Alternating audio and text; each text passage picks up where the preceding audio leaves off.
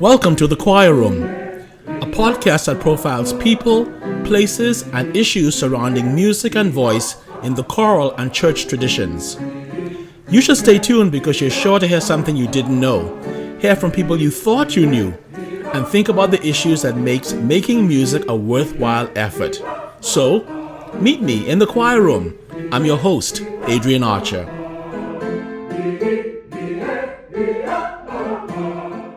Welcome once again to our episode of the Choir Room, and it is my great pleasure to interview someone who I have admired for all of my musical life. I have spoken with him many times. We have laughed about a lot of stuff, and I am really thrilled to be in this beautiful building, even though we are in the Choir Room virtually, but we are in St. Francis Cathedral. And I am interviewing the great Francis Richardson. And Francis, I am so happy that you agreed to do this. Really, I am. So welcome to our Choir Room. Thank you so much, Adrian, today. I am so glad to see you, Francis. You look fantastic. Thank you. It's been a while. It's been a while. It's been a long while. And you know, just to interject, the last service I played for in the cathedral was here for the Archbishop on his 20th anniversary. I was up to the offertoriums, and I couldn't walk from the organ then. I couldn't walk. I was plagued around there. Really? And he had to walk me down to my truck. And there my wife say, Francis, I'm going to talk to someone, and he can write you prescription. Right.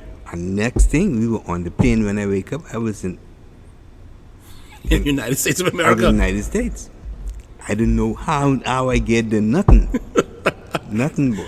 Well, I am pleased to see you, Francis, and I'm really happy you agreed to do this. And we have had a number of people in the Choir Room, and so and a number of people have said, "Where's Francis Richardson? You haven't interviewed Francis Richardson." One person just last week said to me, "We want to hear from Francis Richardson." So I'm happy that you are here with us. So, Francis, let's start from the beginning. How did you get into music? I got into music through my father. Right.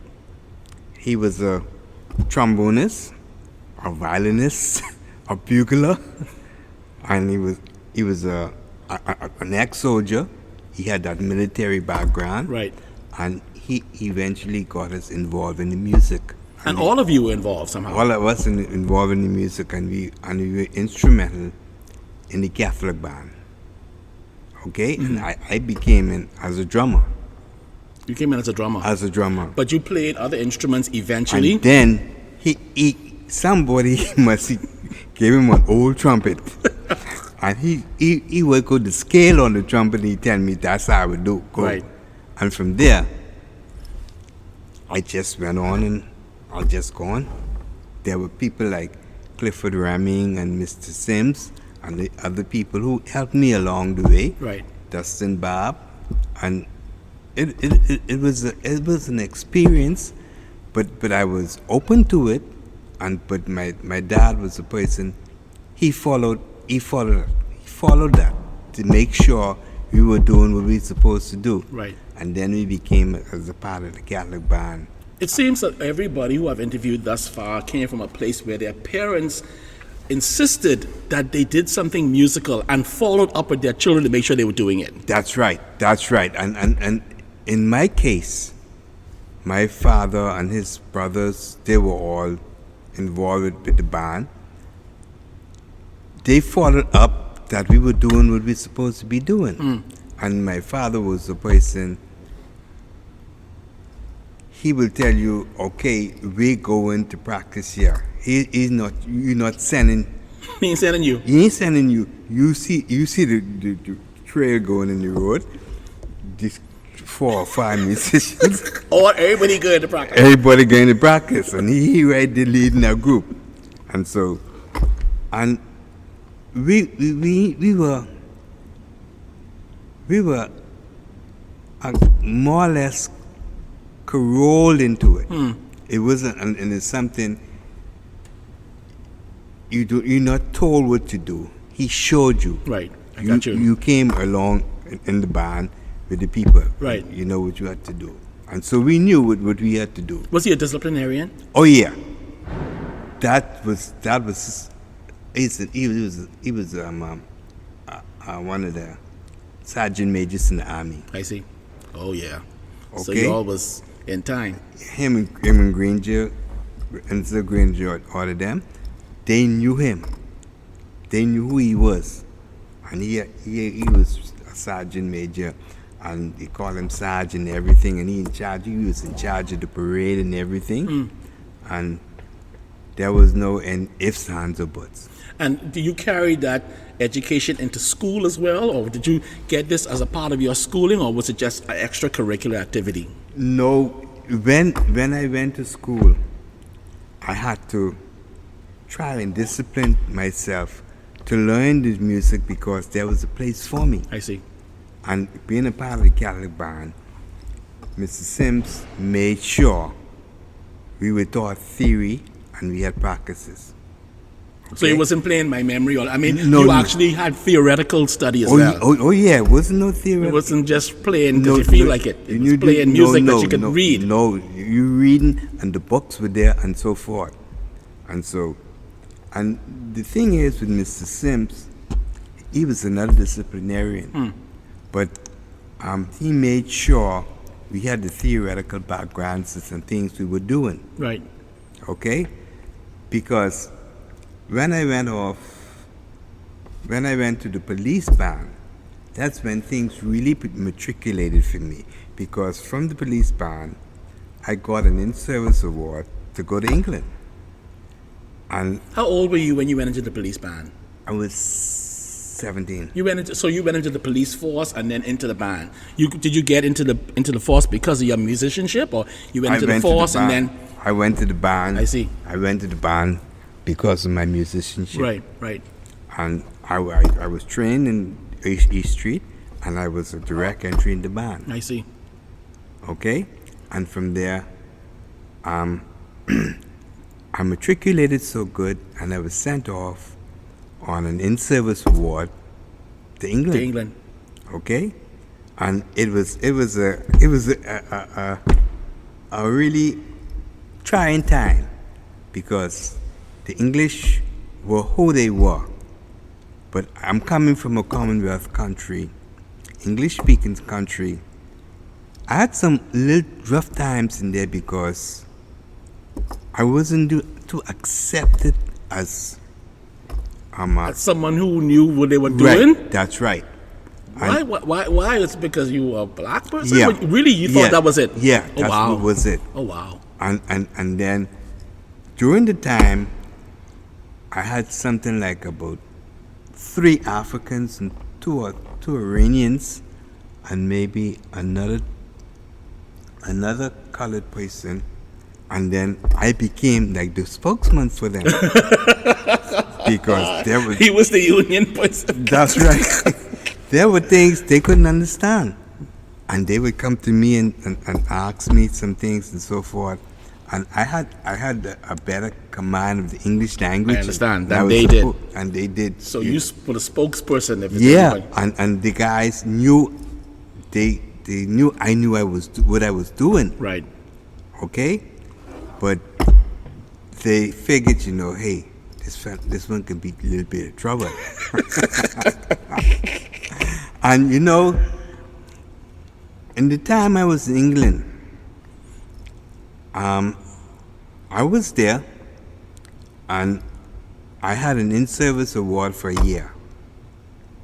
It didn't last for a year because they were doing a lot of nonsense in England at the time. But knowing my music and everything, I was on top of it.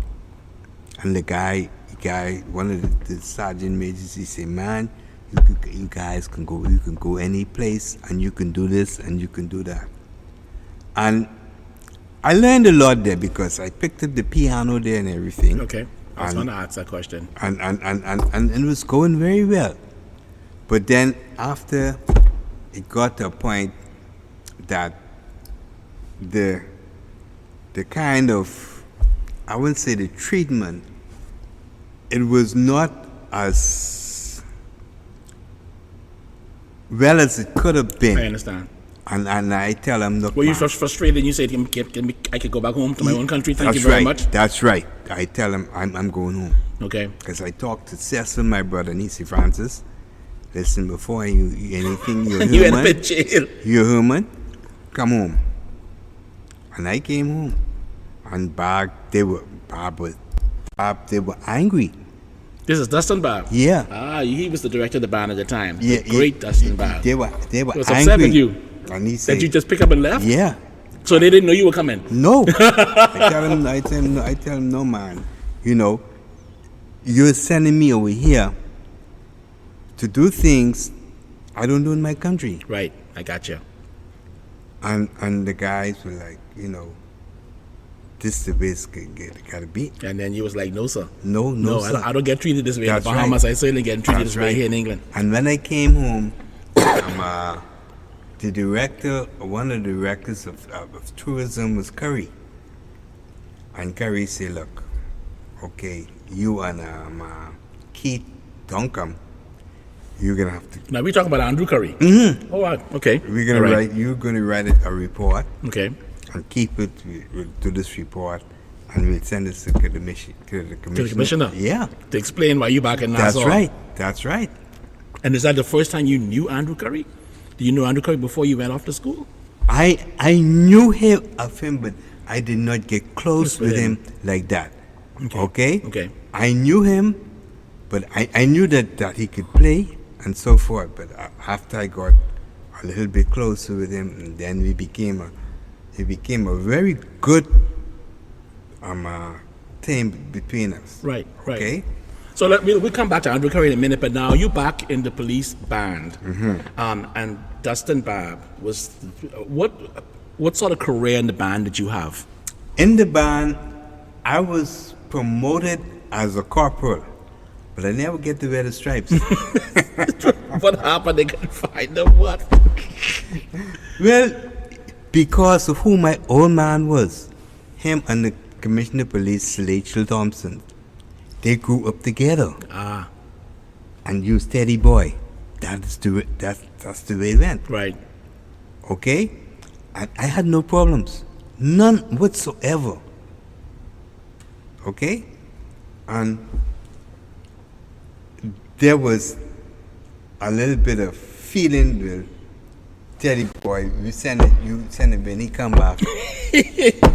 And you get away with it. Yeah. And that kind of like That caused problems. that did cause some problems, because there were people around the force who knew Teddy and so forth. You don't touch Teddy boy. I understand. You don't touch Teddy boy.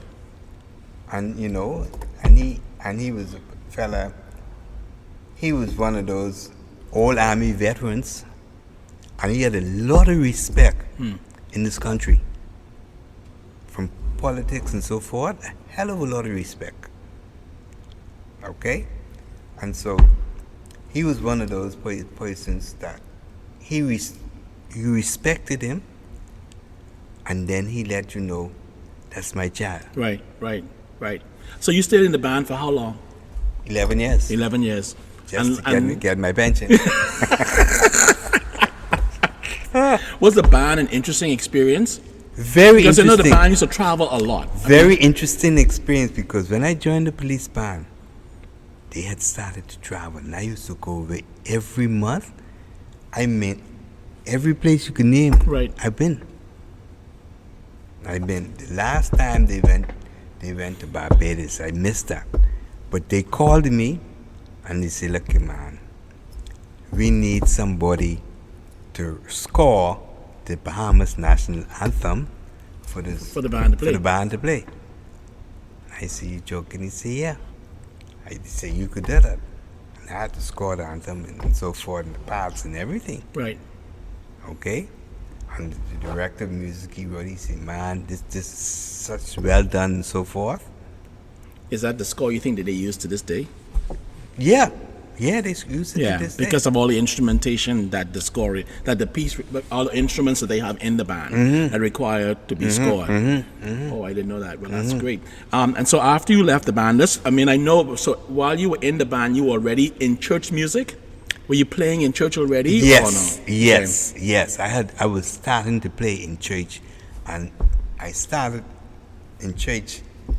I was playing Our Lady's Church, and the Sister Joan Anderson, she had a choir up here at the cathedral, and she invited me up here to the cathedral to come play for the youth choir. They was playing the folk mass. Right. And there was Vincent Smiles and these people around with the guitars and so forth. Right. I always thought, when I went to my father's house, we used to go to St. Joseph, and I always thought that mass was so interesting with the nuns playing. It was just so different. And it became perhaps most indigenous of masses, even in the Anglican church, because we don't have that sort of stuff, like the real instruments. Did people turn on by that? Did you find that you had a situation where some people like it and some people like it, so they came to different masses and you had to sort of cater to different people? Yes. There was an affinity to that type of mass because of the guitars. Of course. And then one rude little boy who's from Richardson decided to bring a drum in. To add a drum to the mixture. Yeah, because we had people like Keith Thompson, Sister Annie Thompson. Right. And they were with Vincent Smiles, and they supplied the guitar folk music. The person who had introduced this was Monsignor Morse. Really? Yeah, he was very much into that. Okay? And that took off very well. And let me ask you, was it done in different churches or just specific churches? Like, was it ever done in the cathedral? No. That's what I'm asking. Okay. It was at St. Joseph. So St. Joseph. Primarily at St. Joseph. And you said you started off at Our Lady's. So right. Did you go to St. Joseph, or you sort of? I know you've done the rounds. If that's a word, in different places. But you started off at Ladies and then went after that? After I was invited by Sister Joan Anderson, then I got involved with St. Joseph. And then I started to play at the 6:38 Mass in the morning. Right. Okay, and there were hymns and so forth. Okay? But then Sister Joan really wanted me to come at the 9 a.m. Mass or the 8:30 a.m. Mass for the younger people. Right. And we had some persons who could have played the little drums and so forth. And it took off very, very well. The Mass took off very well. And it was like the top 40. Yeah. It was like a top 40. And then, like I say, I did St. Joseph. I did a little bit of Sacred Heart. Okay? And then I did St. Bede's, and I did all around. I did them all out. How did you end up at the cathedral? At the cathedral, when I came in Sister June and I started at the 9 a.m. Mass, 8:30, at the 8:30 or the 9 a.m. And they used to do the folk music. Here we are all together as we sing our song, and that stuff like that. Yeah. Okay, that was like top 40, and it was done, and it was well attended, because I'll never forget one Sunday the drum bass, and I said to Monsignor Morse, the drum bass. He said, hold on, let me call Chipman. And get another drum. He called Chippy, said, he waiting for you, go down there and get a drum. That's right.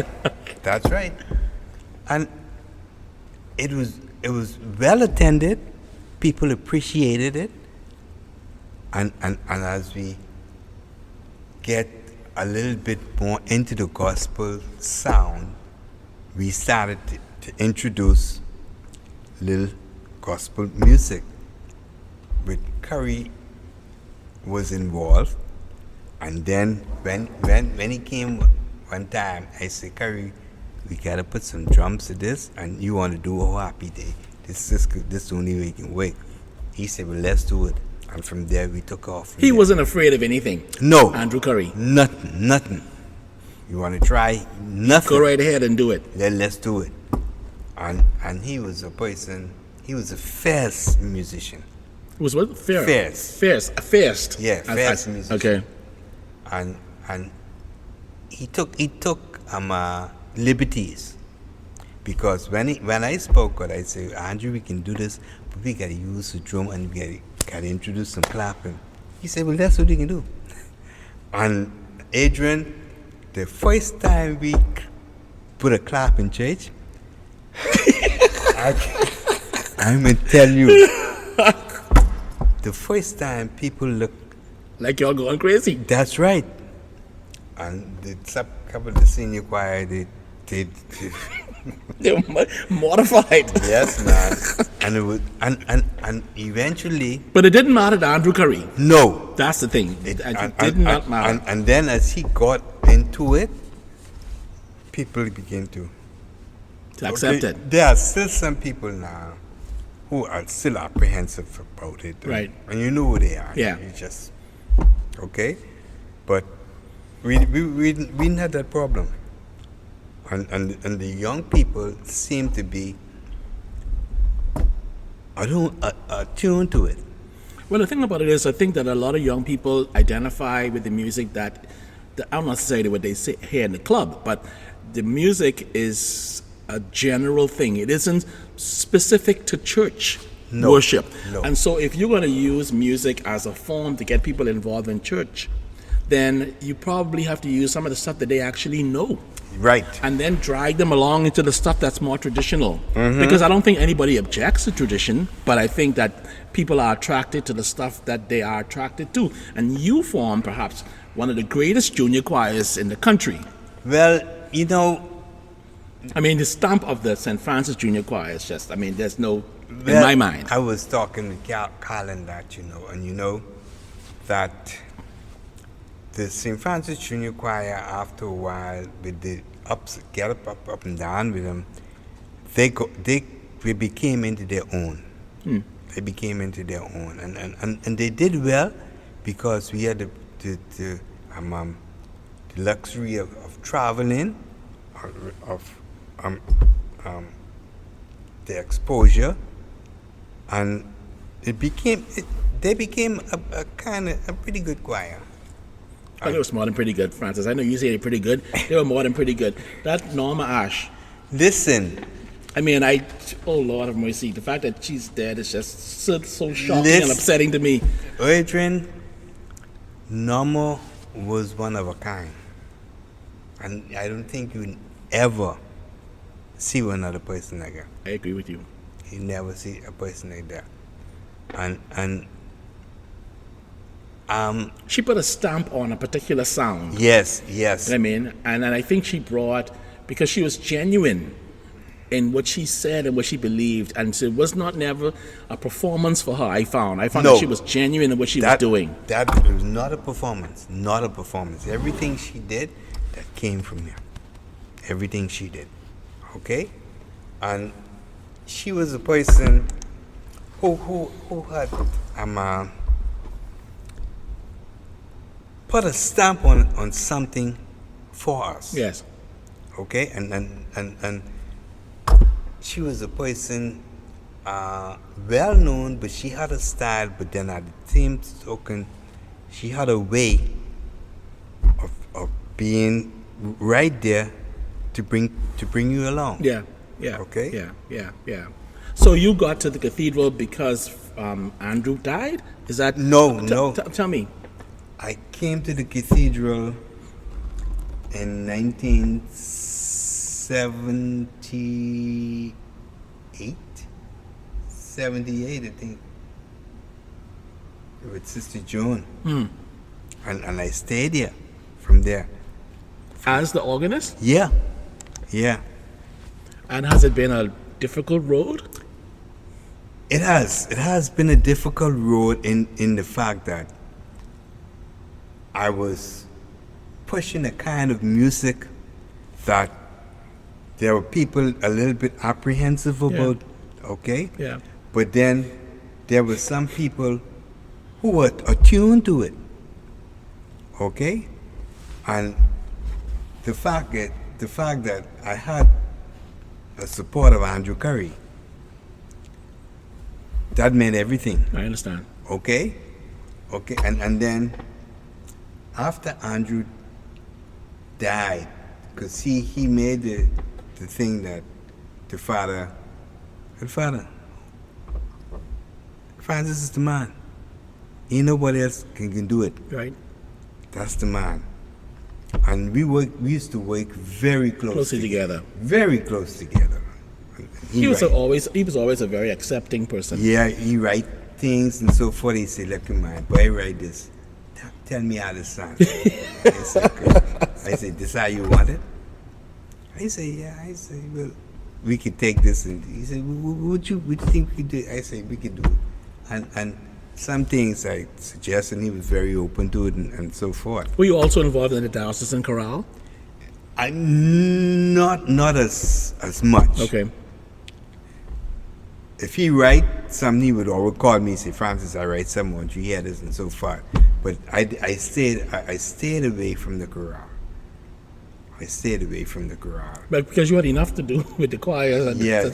And did you become, because I understand you became really the sort of like director for the Roman Catholic community. Yes. So how does that work? Because you have your own parish to worry about, and then so when you have big diocesan functions, that when you bring all these people together, yes, and pray to God that it works. Yeah, well, the Archbishop Pindia at some point, he had made the decision. He said, Francis, he wrote me a letter. He said, "But I want you to become the diocesan musician. Director of music." Yeah, and I say, well, let's see where it goes and so forth. And where did it go?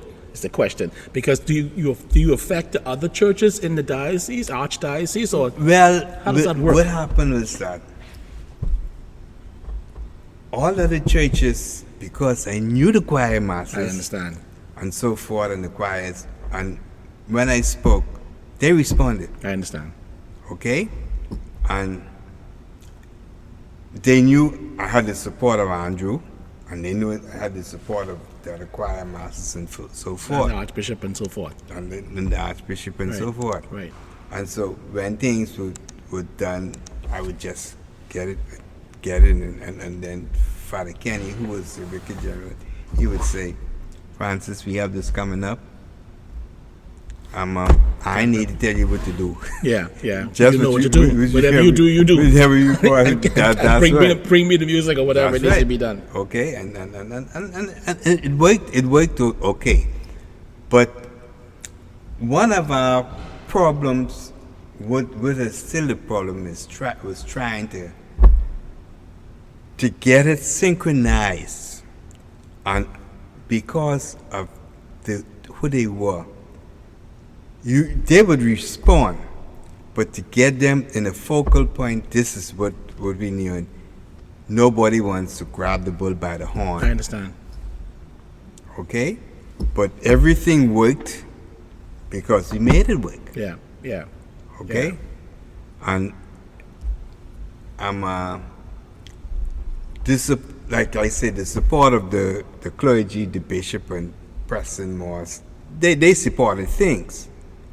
But, nobody took it. This is the way it can be. And we going with it. Yeah. All right. And do you find that's still the case? Yes, it is. It is still the case. You think that people just are afraid because I don't understand, because I find it a lot of places as well.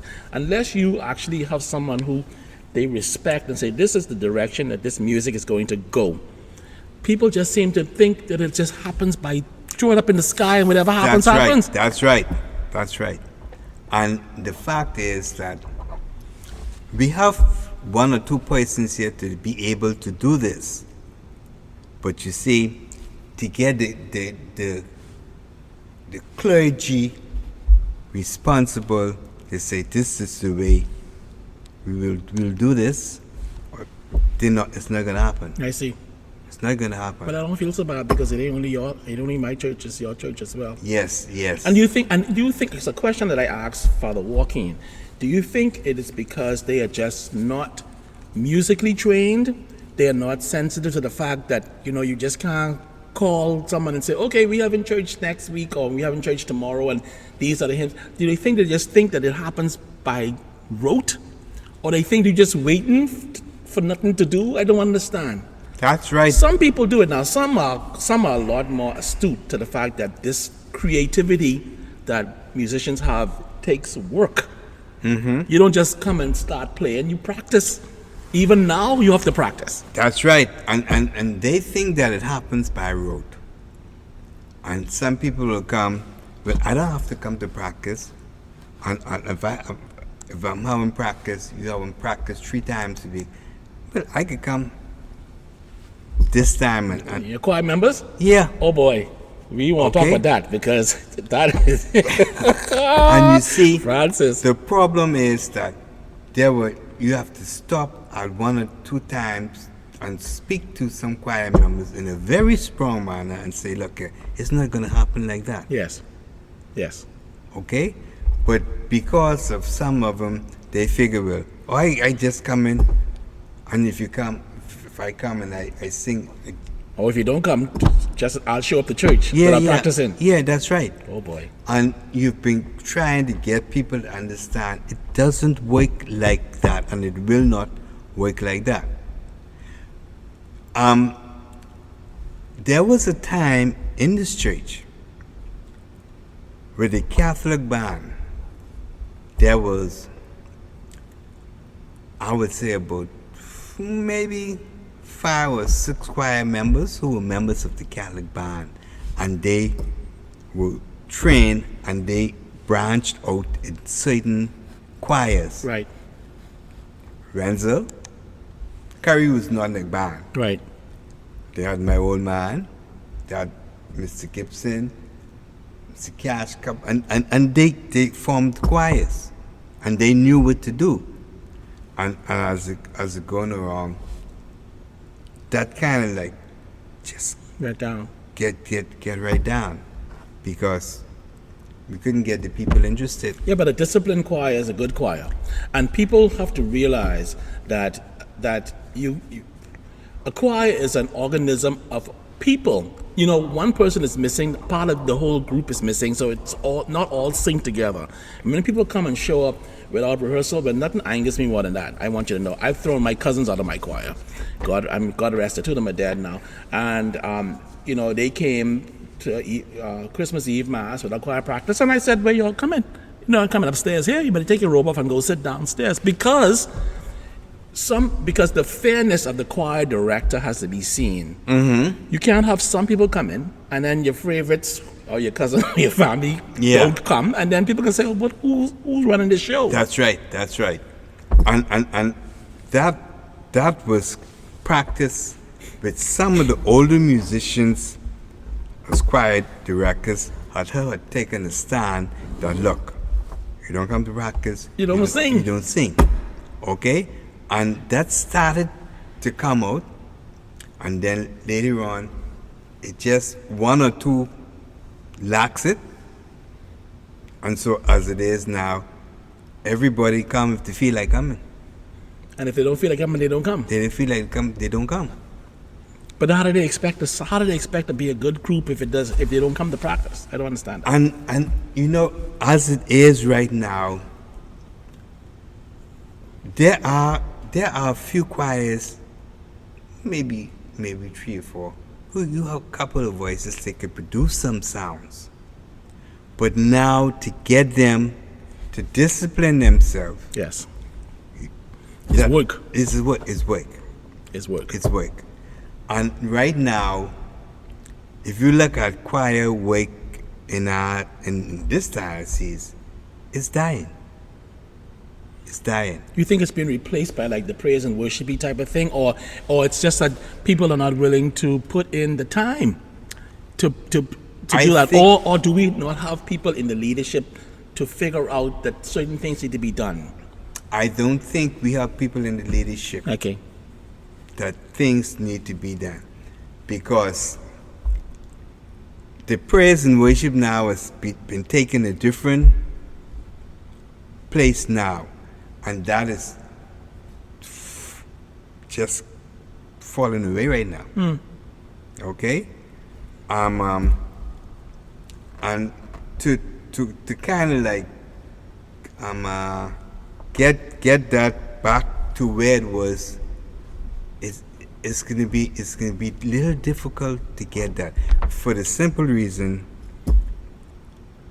we not have that type of musicians around that. And now we come to the question, which is the question everybody has: where are we getting these musicians from? I mean, are you all, as we are, struggling to find just someone to play the organ? That's right, and that is happening because we are more into playing a keyboard that will play itself. We can't find people to really read the music and interpret it. Right. And so we stuck. What do? And we stick with the praise and worship. Because it's easier. It's easier, and it does really nothing for you. Because the thing too is, our liturgies, and I'm not talking bad about anybody's church, but the Anglican Church and the Roman Catholic Church have liturgies that require music. That requires music that matches what the liturgies are asking for. That's right. Not just you get up and praise. Oh, God forgive me, because I mean, please, I don't want nobody to send me to mention. I'm not belittling anybody, but I'm saying that Gloria, Agnus Dei, Sanctus, these are parts of the liturgy that somebody have to be able to lead and play. And there is a big concern that they don't exist. With the liturgy, for these liturgies, there's liturgical music. Exactly. That is set for them. And right now, we don't have any good liturgies going, because nobody seems to understand what is it all about. Okay?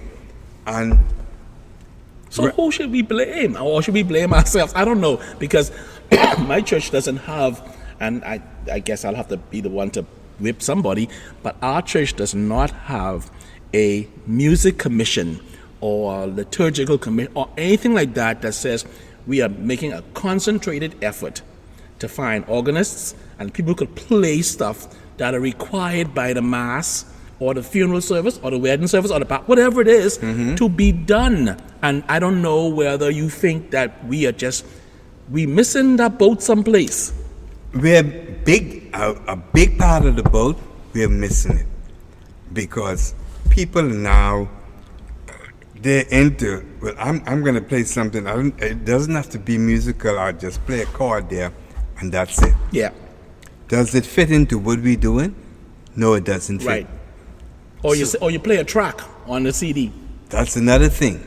All right?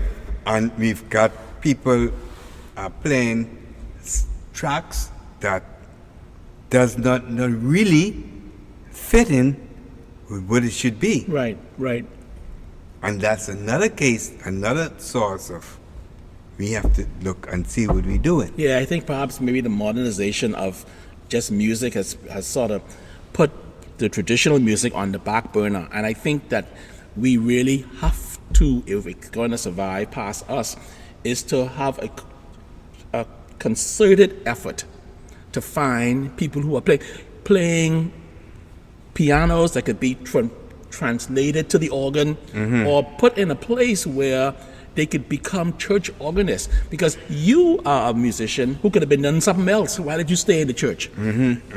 Why did you stay? Because you could have been playing in the club. Yes, that's right. And making a lot more money. Right. I don't think it's getting paid in the church. That's another story entirely. I mean, because you are a cathedral organist directing music.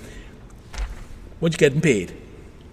Or what were you getting paid? Like for some people, my mother said she got paid 20 pounds every 3 months or whatever it was when she first started. We had this conversation before, so I know what the answer is. But I mean, how do you feel about that?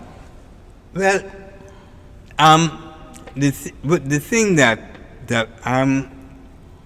in a sense, because of my upbringing and from my parents, we were not payment for playing in church was not a thing. Was not a thing. No, that was a gift. And then when that came about, you kind of like, I know.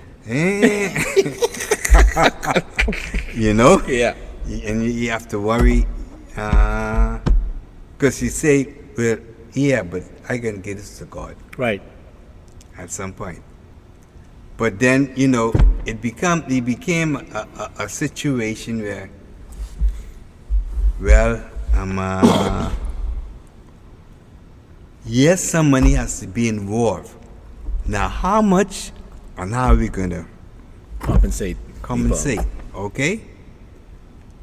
But I think that if we look at church music now, yes, there is the need for some kind of stipend to be afforded and agree. Right. Now, how do we go and think? Because you see, you look on the other hand, there is the fellow who's the priest. He got his own thing Right. in every I sense got of you. the word. I got you. Now, what with me now? Yeah. And the thing too is, I think that people have to realize, and I've said this before, that you have to study your craft. And you have to rehearse your craft. And people don't expect you to come to Mass and play foolishness. That's right. That's right. The first person they looking over is at the organ and saying, what in God's name is That's Francis right. doing over there? That's right. And it is very important that as the organist, you have to rehearse. You have to be rehearsed. As the choir, you have to go to rehearsal and you have to make sure it has to be. Everything is in place. You have to have it in place. And I think that there needs to be a I won't say revamping, but we need to how we relook at this now and see how do we do, because what really is church music right now? Exactly. Well, that's another question entirely. That's a good question.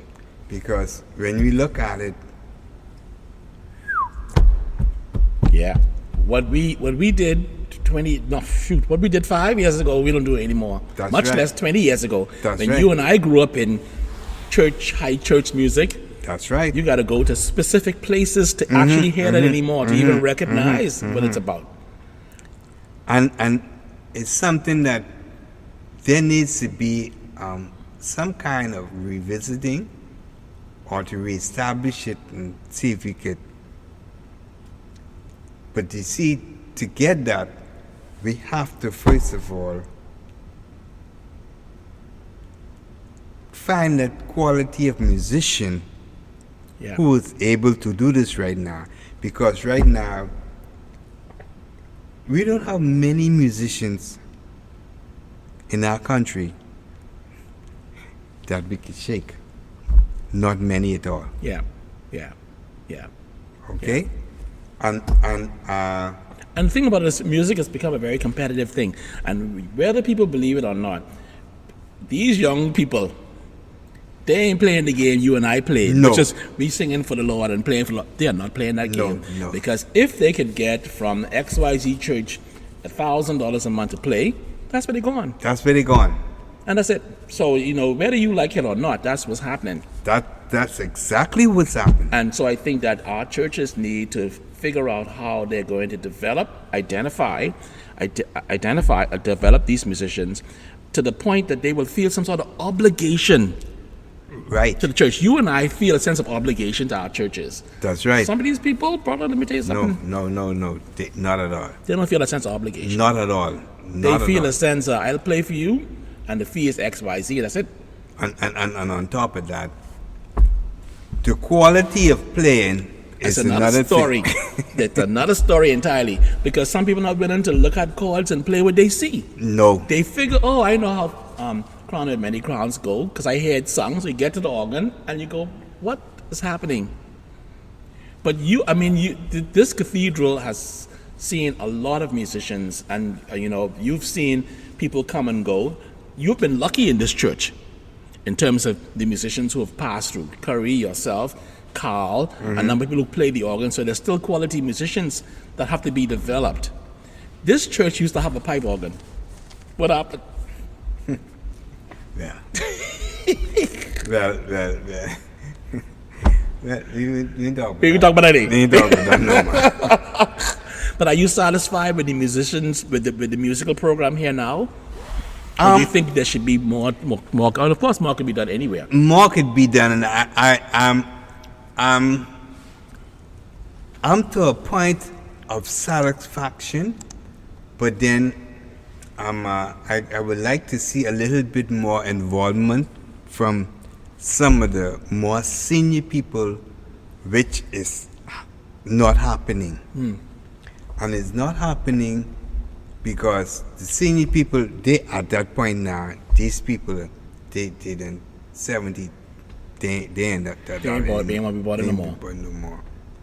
And so, to kind of to get those to understand them, and to get the church music back on par, that is going to be a little bit difficult. Because you get the young people right now, because right now we got some other young people, they have some weird ideas now. And it's beginning to creep up. Did he can say, Jesus turned bread into wine, or stone into blood, right, and so forth. Now, what are we doing? So what are you talking about now? Yeah. And that's a concern. Because people now have become so, well, I question, but it don't say that. It ain't supposed to be. They're unbelieving. Yeah, they'll tell me what should it be. And it's a thing that we need to, I don't know. You've faced a lot of, well, certainly in the last few years, struggles with your health. Yeah. And because I found for me that whenever something's either I'm struggling with or whatever, I turn to music to keep, and people don't understand that this what we believe in, this Christ we believe in, and this Christianity we believe in, that this coupled with music is something that keeps us through stuff like this. What has kept you so strong even now, after what you've gone through these last couple years? Well, I would tell you, in this, to go through these things in the last couple of years, I had a firm belief in what I do for the church. Right. I was very, and I think I mentioned that to Carl, that some years ago, I made a commitment that my life will be given to music. Okay? And there were times I would reflect on things and stuff I do, and having to work with the choir, there were times I would be faced with a situation I would have to talk to them and so forth. Of course. And get people to understand. Okay? And the music for me said something to me, and I could see the people, the transform with people, with the music and so forth and so forth. I cannot say it was doing it for them as well as doing it for me. And that is the truth. Because a lot of times I talk to people in choir and I find myself saying, did you just hear what you just said to them? You should believe some of it yourself. That's right. Okay? And as I get older and the more I sing and reflect on things, it spoke to me. And I see it in some people, it manifested in some people's life. And then there was some people, they got in a situation where the Bible didn't say that and didn't say that and so forth. And you have to stop and say, hold on, take a deep breath. Yeah, it's a matter of faith. You that some people stop. just don't have. That's right. You have to just stop a minute. Yeah. And think about it. And you look around at when you are dealing with these people, you have to stop at some point and say, hey guys, what did we just sang about? Tell me, what did we sang about? What is this about? And I learned that even in the band, because in the Catholic band, we were there, but at some point, you knew there was a point you could only go so far. Right. And then you had to stop and say, hold on. What are we doing? What are we doing? Okay? And that comes with maturity, and it comes with sometime realization. Okay? And if you go through what you have been through, and you kind of put them together and say, where did this fit in? Right. It has to fit someplace. In the greater scheme of things. It has to fit someplace. Okay? But, Adrian, if I had to do what I have done all these years again, there would not be a second chance. I would do it. Really? I would do it again. You know, is there anything you regret at all? I mean, would you do something differently? I don't regret as in not feeling sorry, but is there something you would do differently? Would you have, gone off and studied more music? What would you have done differently? I think I would have gone a little deeper into the music, but I'm glad I did not, because it gives me an opportunity for me to be myself and bring to me what I want. I understand, but you're a Berkeley student. Yeah. You know what I mean? You didn't go to a Quell University by no stretch of the imagination. No. You know what I mean?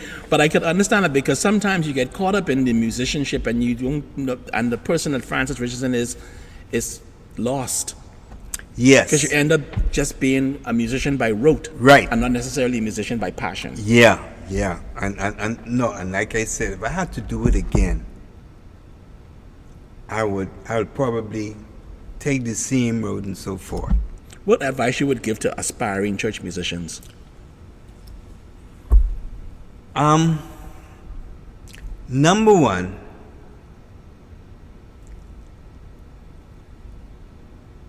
know the faith that you're going to be aspiring to. Know and understand your faith. I got you. You must know that faith and understand that. See how best you can be participatory in that faith and transporting what the faith is. Before you even get into the musical part. Yeah.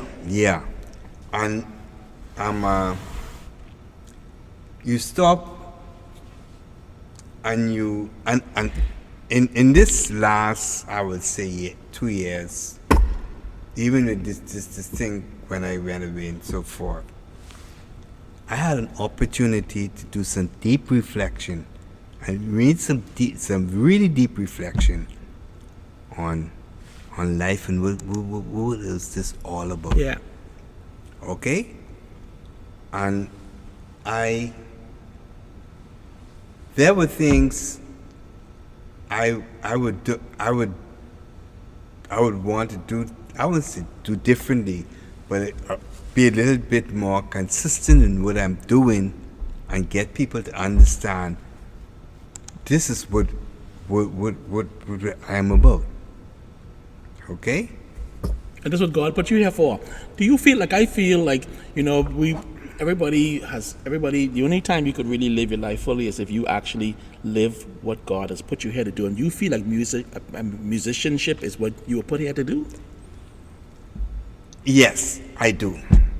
And, in just later years, I began to realize that is what I'm supposed to be doing. And God has given me some insights to look at what I am doing. Okay? And, I think that when I listen to the music of today and so forth, sometimes I stop and reflect and I say, why are you going down this trend? And you would want to say, no, this is not what you should be doing. Right. Okay? And like I said, I think that I've got a little better understanding of who God is. And through this music, yes. Spoken to you. Yeah. Okay. I got you. A couple of weeks, I'm about to end our show, but a couple of questions more. What do you think over the years is probably your proudest moment? Adrian, my proudest moment is, one of the proudest moments is leading the junior choir to a point of success. I got you.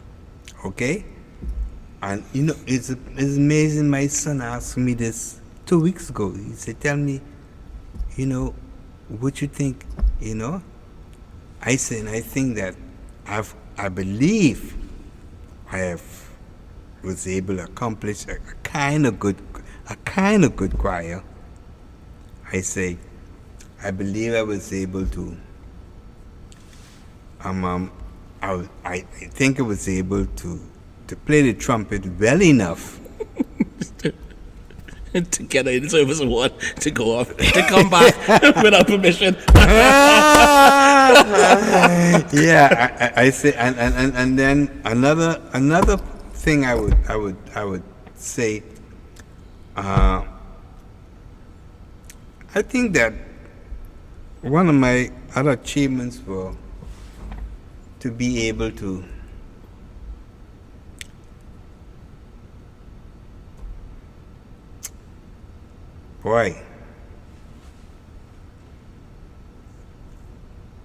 Can I tell you something?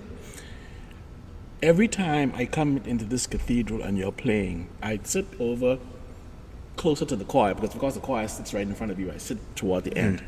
And the fact that the music is so well executed, is so smooth, there's just no hiccups whatsoever. I know it comes over experience, but I think, Francis, you should be very proud of the fact that, you're passing that on to people like Carl and others who play so flawlessly.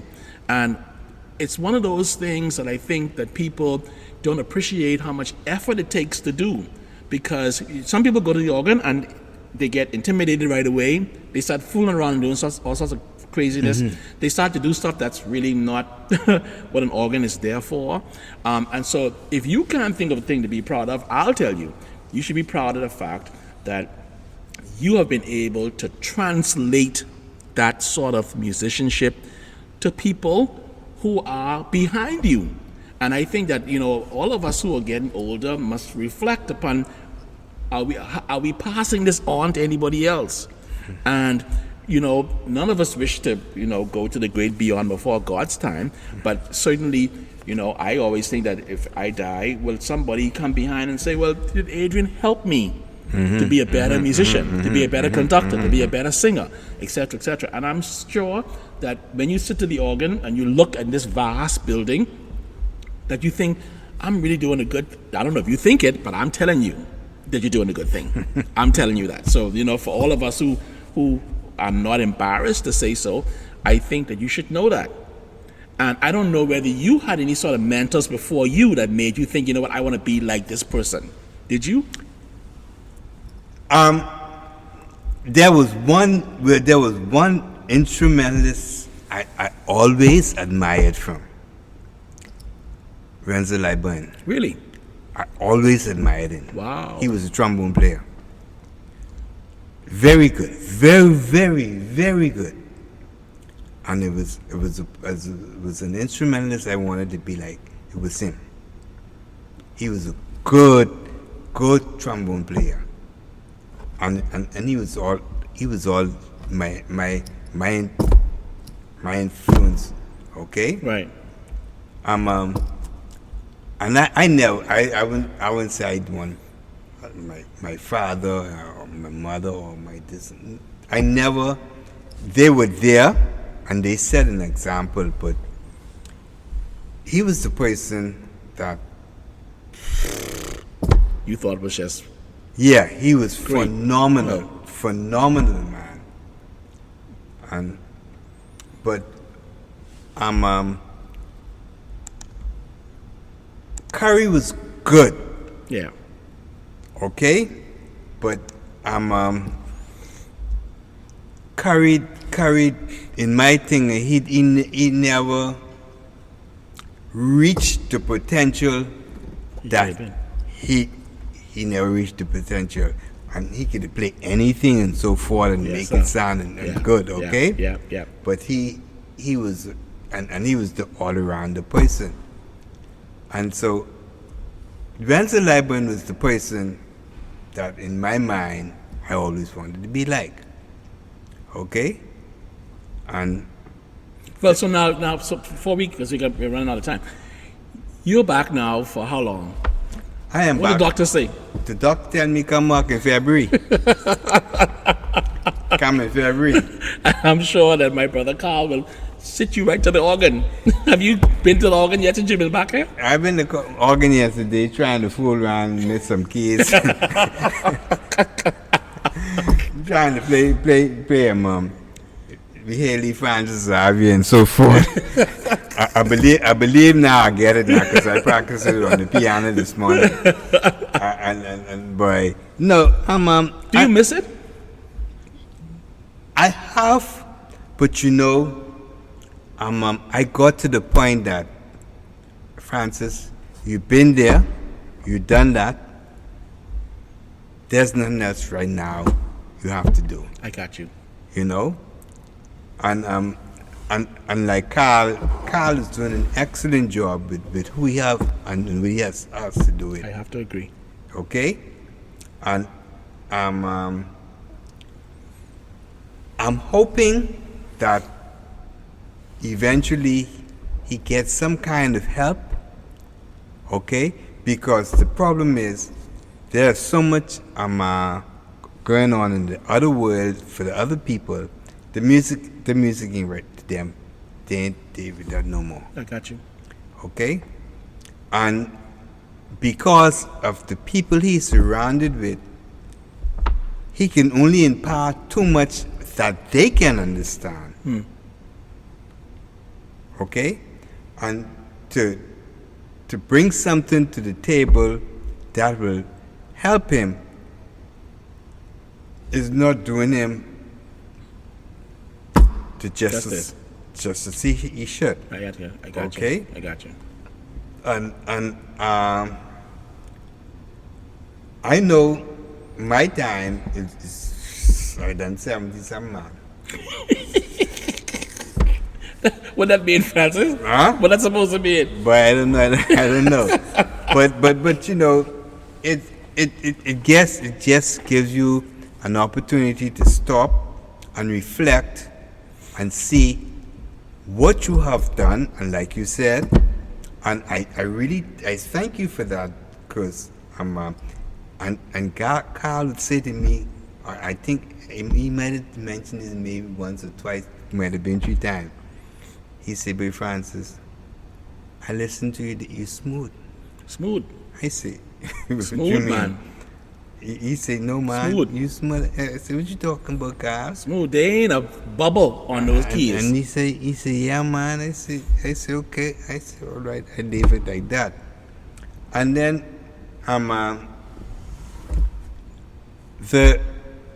the thing is that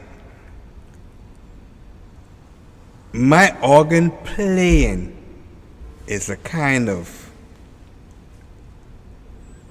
I don't know, I won't say a finesse, but it's a thing to me that what I can transfer over to you. I got you. Okay? It's sort of like a spiritual thing. Yes, it's yes. Like an ethereal spiritual thing. Yes, yes. Yeah, people who actually can master that really show not necessarily their talent, but they show their sense of ministry, I feel. Yes, yes. I mean, it becomes more than just playing or singing. It becomes a sort of touchy-feely type of thing where you could sense that they're actually becoming one with the music. Yes. That makes sense? Yes, it makes a hell of a lot of sense. But what I would want to say, Adrian, is that I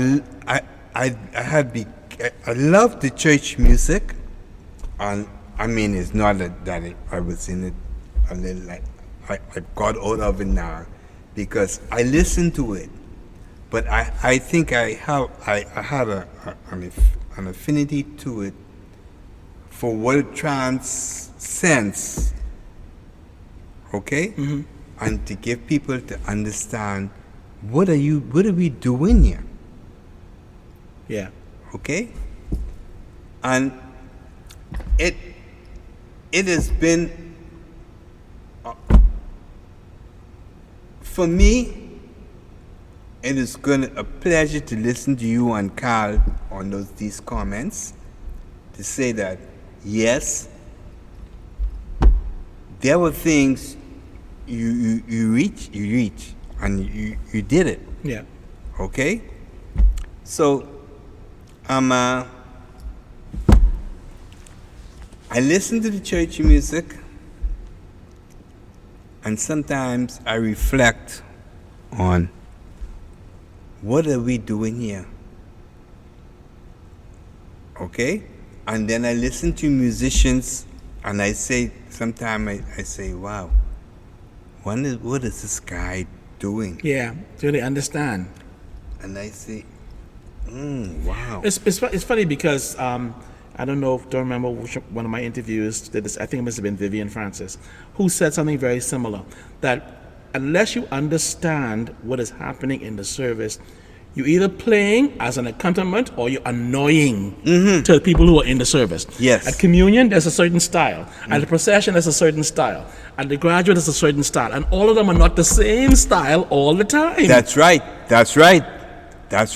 And it makes you wonder whether the musicians know what the devil they doing. That is, and that is so important.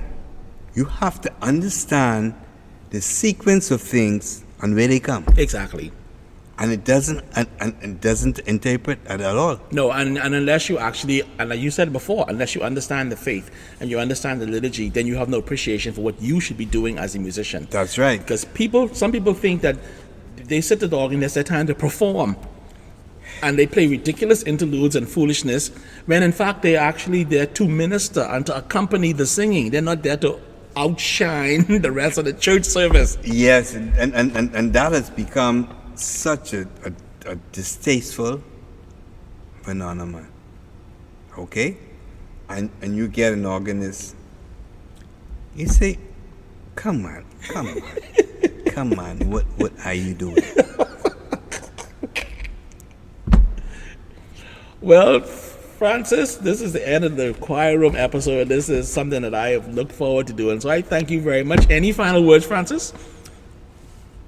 Adrian, I would want to say that it was a pleasure, and I got into church music through my father and through certain other people, and I never think that I had disappreciated what the church music was about.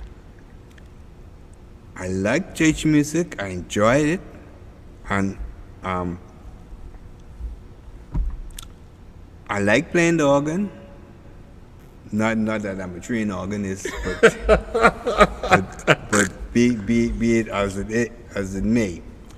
I think that I have become more in tune with this God is about. I got you. At the end of the day. And who I'm about. And I think that has helped me to sustain me what I am supposed to be doing. And I I don't think if I ever have to do anything again, I will do the same thing. In the same way. Yeah. Okay? Well, thank you very much. I thank you really for doing this. Absolutely, I really bro. thank you for doing this. We are privileged. We are really privileged to talk to you today, and I'm sure that our listeners will be as happy as I am that you are well enough. And here, I'm telling you, when I called Carl, I said, Carl, I need to talk to Francis. Oh, Francis is in town. I said, what? I said, let me call Francis right now. I really, really appreciate it, Francis. Thank you very much. Thank you so much, Adrian. Thank you. Thank you so much. Thank you for joining us today in the choir room. I hope you enjoyed this conversation as much as I did and took away some valuable insights into our guest. If this is your first time tuning in, make sure you hit that subscribe or follow button so you will never miss an episode of this show or our sister show, Sacred Sounds. Sacred Sounds goes live to our page at 12 noon every Sunday, and the choir room posts every other Monday at 11 p.m. If you subscribe or follow our page, you have instant notification of our fresh content and amazing guests. And if you've been with us for a while, thank you for being such an important part of our podcast community. Your support means the world to me. If you've enjoyed today's episode, take a moment to leave a quick review or share it with a friend, or even suggest a person or topic which you think we might all benefit. Your feedback helps us grow and reach more persons just like you. Thanks again for listening to The Choir Room, and sing on.